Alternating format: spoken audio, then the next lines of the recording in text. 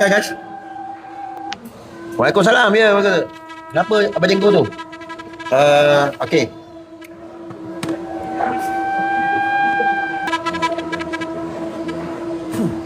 Inilah makanan Abang Jenggo yang dikatakan mix, campuran. Dia campur mi, mihun dan kuih tiaw. Kuih tiaw. Astaghfirullahaladzim guys. Belum apa-apa lagi tajuk, penunggu Abang Jenggo dah mula rasuk dekat badan dia.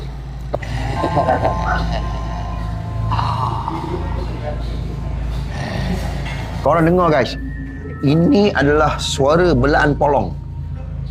Abang Jenggo membela polong 7 ekor polong yang ada dekat Abang Jenggo ni. Memang salah sekor memang akan follow Abang Jenggo lah.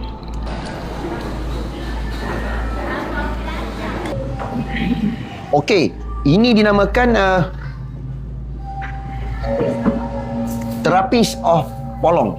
Okey, polong di dalam badan Abang Jenggo ni sedang melakukan terapi. Sebenarnya bukan polong kawal Abang Jenggo, tapi Abang Jenggo kawal polong-polong yang ada di dalam badan Abang Jenggo lah. Siapa yang boleh tengok mata apa panggil? Siapa yang boleh tengok secara halus? Boleh lihat lah. Boleh lihat. Ya. Inilah. Okey, saya gambarkan ini adalah wajah polong sebenar Abang Jenggo guys. Astaghfirullahalazim guys. Kau kan tengok guys.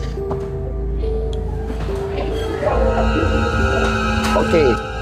Ini adalah wajah sebenar hantu polong. Korang guys, yang mana janda-janda yang tak pernah kahwin lagi tak apa semua, kalau boleh tengok sambil baca ayatul kursi. Gila, semua orang takut. Astagfirullahaladzim. Itu adalah taring polong guys. Astagfirullahaladzim. Ya Allah guys, ada taring. Ya betul, ada taring. Polong dia nak terbang guys. Okey, tapi Abang Jenggo dia boleh kawal tau. Ini polong dia nak terbang guys. Polong ni ada bunyi. Dia memang ada bunyi. Okey, korang boleh tengok. Ya Allah ya Tuhanku, ini sangat menakutkan guys. Ini hantu. Ya Allah.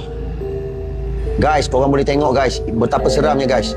Untuk pengetahuan korang, Abang Jenggo ni dia sebenarnya kawal ada 7 ekor polong di dalam tubuh badan. Astagfirullahalazim. Korang boleh lihat guys dengan mata kasar korang boleh lihat dengan mata kasar. Dia tak kacau orang tak? Memang tak kacau. Okey. Korang boleh tengok tangan dia guys. Sekejap korang boleh tengok tangan dia. Okey. Saya tak tahu tangan dia nak buat apa, tapi korang boleh lihatlah sendiri yang nampak. Astagfirullahaladzim guys. Macam mawas. Tak.